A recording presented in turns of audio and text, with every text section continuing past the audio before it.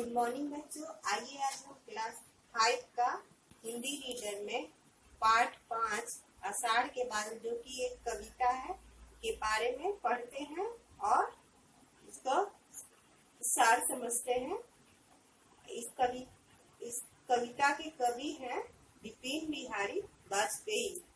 इस कविता में कवि ने आषाढ़ महीने में होने वाली बरसात के विषय में सुंदर वर्णन किया है।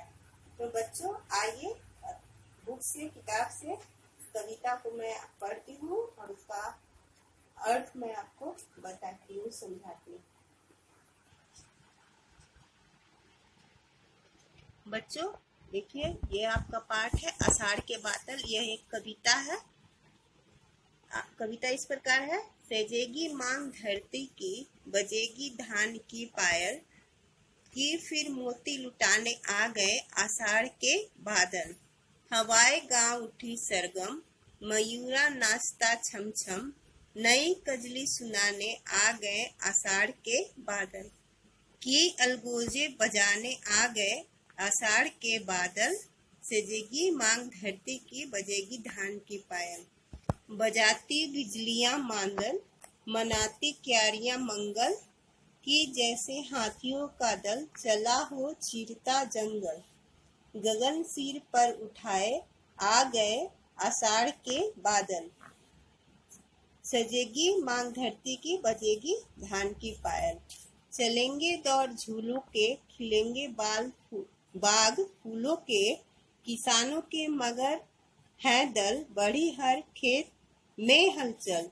हरक कर हल चलाने आ गए आषाढ़ के बादल। फिर सजेगी मांग धरती की, बजेगी धान की पायल।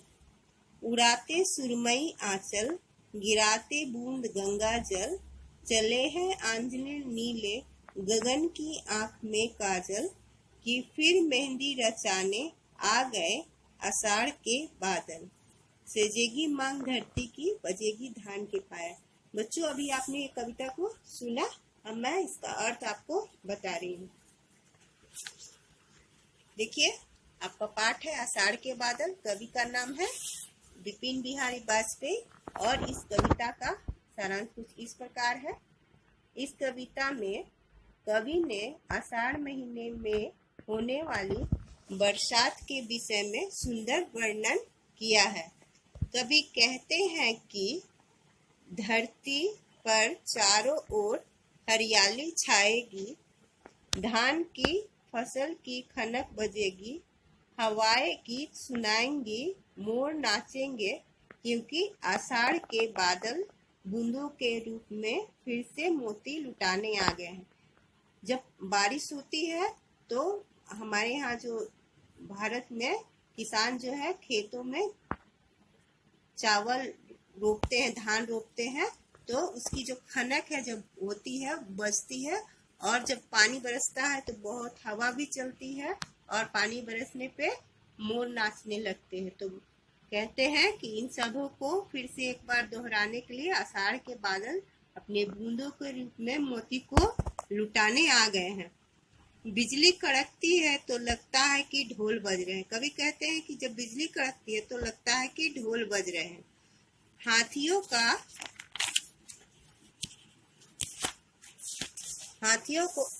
का झुंड जैसे जंगल में आगे बढ़ता है, वैसे ही आकाश को अपने सर पर उठाए बादल आ गए हैं।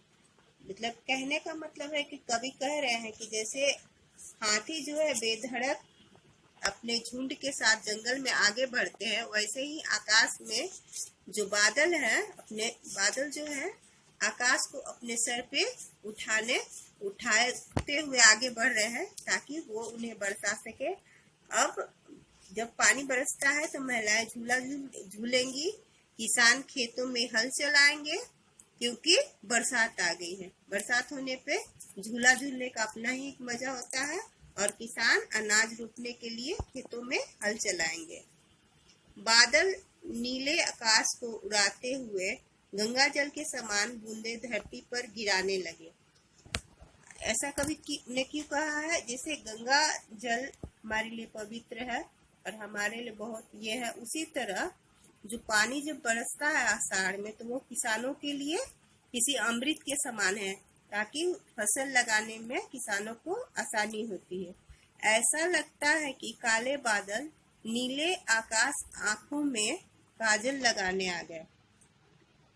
काले बादल जब नीले आकाश में तैरते हैं तो जैसे लगता है कि आकाश के आंखों में काजल लगाने के लिए आ गए हैं। फिर जब ये आषाढ़ के बादल आएंगे तो धरती पर हरियाली की मेहंदी लगाने आषाढ़ के बादल आ गए। ऐसा कभी ने क्यों कहा है कि जब बारिश होती है तो हरी हरी घास, सारे पेड़ पौधे, सब जगह धरती पे हरियाली छा जाती है। तो ऐसा लगता है कि जो आषाढ़ के बादल जो है ना, धरती एक बड़ा सा हाथ है और जो हरियाली है वो हरी मेहंदी है। तो इस तरह जो आषाढ़ के बादल है धरती की हाथों में मेहंदी रचाने के लिए आ गए हैं। तो बच्चों, अभी आपने इस कविता को सुना और इसका अर्थ भी जाना। मैं आशा करती हूँ कि आप इस कविता को पढ़ेंगे और इसका जो सारांश या अर्थ मैंने आपको बताया है उसको याद भी करेंगे। आइए बच्चों, कुछ शब्दार्थ है जो मैं आपको दिखा रही हूँ। आपका शब्दों के अर्थ कुछ इस प्रकार है। धान का अर्थ होगा चावल की फसल। आषाढ़ है बरसात का एक महीना। मयूरा मोर।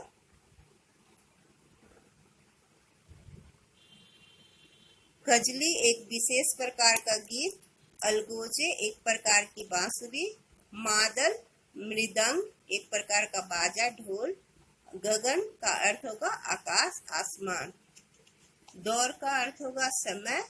दल का अर्थ होगा समूह। हरक का अर्थ होगा हर्ष प्रसन्न। सुरमई का अर्थ होगा हल्का आसमानी नीला रंग या संगीतमय। आंजना का अर्थ होगा आंखों में काजल लगाना।